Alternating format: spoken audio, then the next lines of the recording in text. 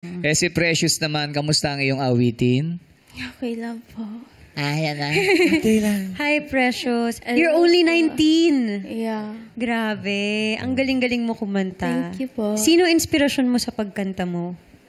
Family ko po. Family mo? How was your family? Po. Kasama mo ba sila? Hindi po. Pero may kakambal daw si ano? Talaga? Opo. Precious. Ano yun? Identical yun kayo? Hindi po kami talaga magkamukha. Hindi kayo magkamukha.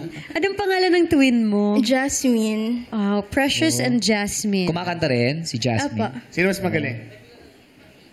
Isabi mo ikaw. Ikaw ay nandito eh. Sabi mo, sino ba nasa TNT? Oo. Ano kayo? May kakambal ba ba? Meron kayong pagkakapareho o may mas marami yung pagkakaiba? Mas marami yung pagkakaiba po. Tulad ng pag nagsalita siya, mas mataas ang energy. mas mataas ang energy niya. Ikaw medyo kalmado ka magsalita. Ganun.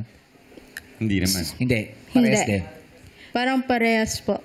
Dilala ka sa boses. Para mo rin. Tama. Diesel yan si Precious. Dati daw, ang Siyempre sila chika. very dampo. Huwag lang bukuin. Kuya Bong, dati Yes, daw, Bianca. magkalaban sila ng kakambal niya sa contest. Oh? Nagkalaban ba kayo? Nag-away kayo? Nag-away ko. Sino nanalo? Ako po. Ulitin namin ang tanong. Sinong mas magaling? Ako po. Biro alam naman natin. Ito tanong ko, ito, seryosong tanong. Sabi nila, pag daw may mga kakambal ka, parehas kayo minsan ng mga nararamdaman. Di ba? Kunyari, pag Kunwari, kinurot ko yung isa, masasaktan din. or isa. meron ba kayong ba? instances na ganun nangyari sa Po, inyo? para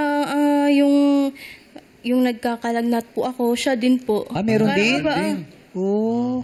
Baka kasi pareho kayo ng kwarto. Tawa lang yun eh. Nagkawaan yun pala.